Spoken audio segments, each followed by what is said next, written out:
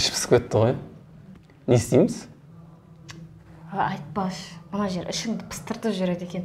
Давайте клубқа барайық. Табылған ақыл. Барсақ барайық. Шоттан ойымдамаңдар. Өзім ақ көтереме. Кеттік онда. Сен неге үнсізсің? Нұрбол, барасың ба бізбен клубқа? Ренжімеңдерші, мен онда жерге бара алмаймын ғой. Жұмыстарым бар еді. Жас кезде өмірдің ләззатын, кайфын сезіну керек қой. Мешітке бару керек, намазым бар, ары қарай жұмыстарым бар. Ренжімеңдер, айып етпеңдер. Мейлі, өзің біл. Не отырсың? Кетсек кеттік. Барып бір ат дұши бір дем алып қайтайық. Қала бүгін біздікі болсын ше. Мен Нұрбол, және өсіп ота бер. Көрейік бүгін. Қашан қадір өсіп, шападан жалғыз жүретін.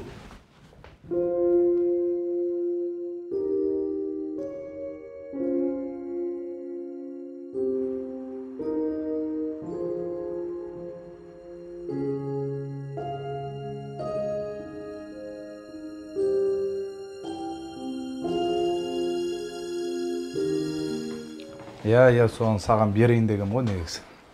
Рахмет, алғыс айтамыз. Ассалаумағалейкум. Кел балам. Әке, маған ақша берші. Кеше ақша беріп едім, таусылып қалды ма? Ой, не болады? Кешке балдармен бір-екі жерге баруым керек еді. Соған ақша керек болып тұр. Жарайды.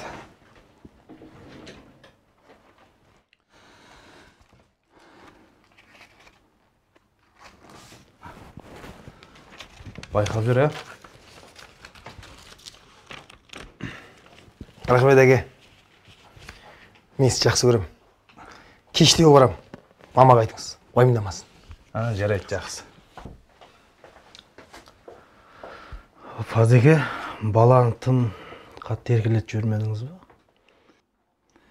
Сәкенжан, бұл баланы еркелетпегенде кімді еркелетем? Алладан тілеп алған жалғыз ұлым. Мен бар кезде ойнасын, күлсін, достарың алдында абыройлы болсын. Бұл баладан аяған ақшаны итчесін.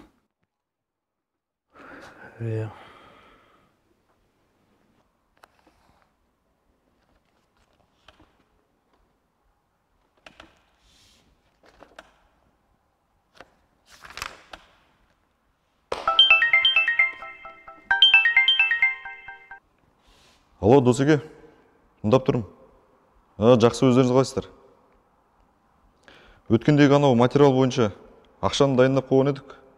Өзіңіз білесіз ғой, құрылысқа қатысты. Қымбаттап кетті. Қалай? Енді не істейміз? Ақшаны дайындап қойдық.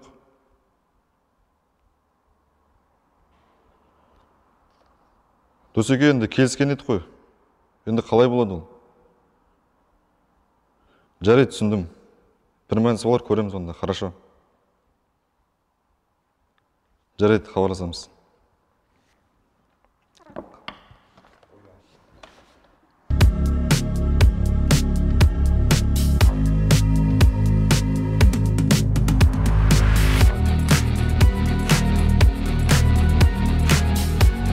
Керемет демалыс болды. Досың байдың баласы болса, рахат қой. Құдайға шүкір, Құдайға шүкір. Бар ғой, бар.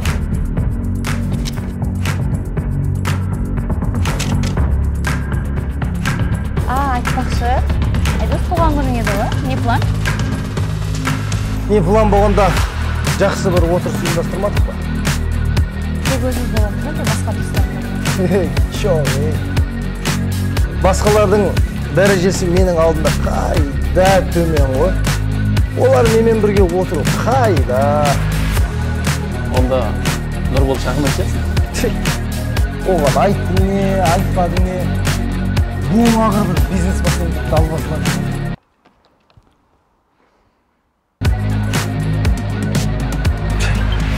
Міне, ешекті айтсаң құлағы көрінеді. Алло. Ассалаумалейкум. Жағдайың қалай, бауырым? Бізде бір кішкене өзің білесің, жұмыстарымыз бастаған едік. Соған қаржы жағына кішкене қиналып тұрмыз. Ақша бере аласың ба қарызға? Қайтарып берем. Мерзімінде қайтарып берем. Нұрбол, сен ол бизнесті қайтесің? Мына заманда бір өзің никак ештеңе істей алмайсың. Оның үстіне менің әкем ақшаны сенің қайдағы жоқ бизнесіңді құрту үшін берген жоқ. Жоқ ақша мен. Саған көмек санай. Давай, короче.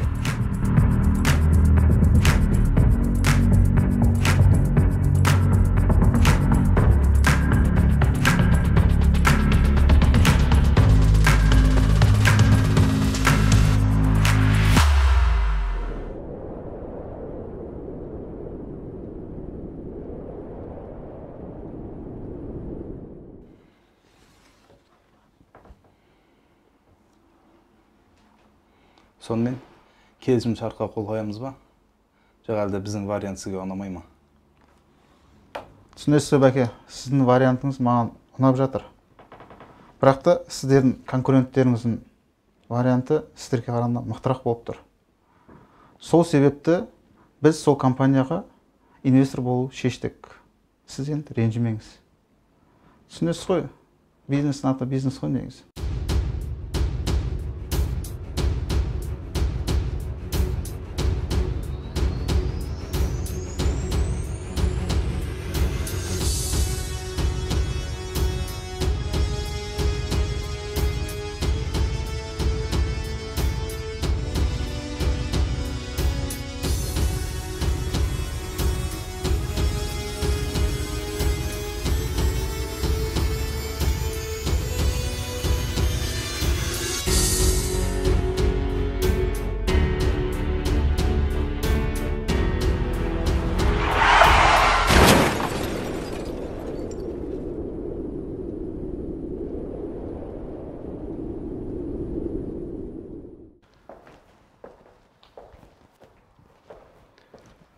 Жағдайың қалай досым? Жақсы, рахмет. Не шаруамен келдің?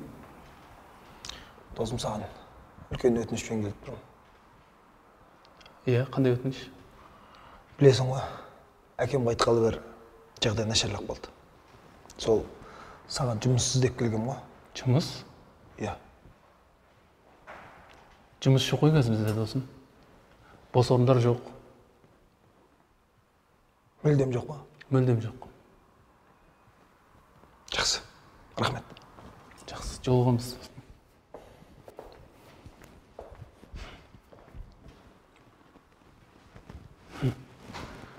Бұның да көмек сұрайтын күні болады екен ғой.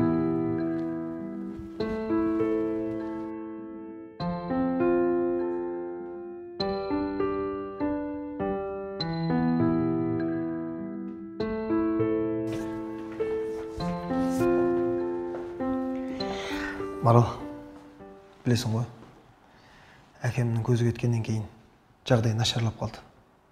Ақшадан да қысылып қалдым. Сол саған келгем ғой жұмыс іздеп. Ренжімеш, біздің жұмыстарды сен істей алмайсың ғой. Неге? Неге олай ойлайсың? Үйреніп кетем ғой. Оның үстінде жұмыста тым адам көп. Сөзің шыны керек. Біздің жұмыста саған лайықты жұмыс жоқ. Ренжімеш, жарайды. Сау бол. Жақсы.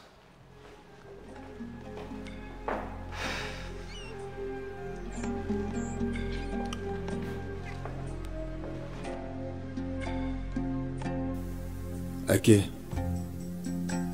сенің бұл не істегенің? Не үшін мені осынша ерке қылып өсірдің? Мен осы уақытқа дейін тек саған масыл болып, сенің байлығыңа сеніп жүре беріппін ғой. Барлық нәрсе уақытша екеніне көзім жетті. Сен тірі кезде достарым мені сыйлайтын, құрметтейтін. Енді сен жоқсың. Ал менде дос жоқ. Өйткені менде байлық жоқ. Не үшін маған тым жұмсақ болдың? Қазір қолымнан түк келмейтін, жатып ішер, әкесінің дүниесінсіз еш нәрсе істей алмайтын адам болып өстім. Ақ пен қараны ажырата алмай, уақытымды босқа өткізіп жүре беріппін. Мына өмірде адамдар тек қалтаңа қарап құрметтейді екен. Мұндай өмірдің мәні қанша? Егерде сен қаталдау болғаныңда, қазір өз күшіммен жұмыс жасап, еңбек етер ме едім, кім білсін. Балаңның ақымақ болғаны үшін кешір. Кешірші мені, әке. Мен сені қатты сағындым.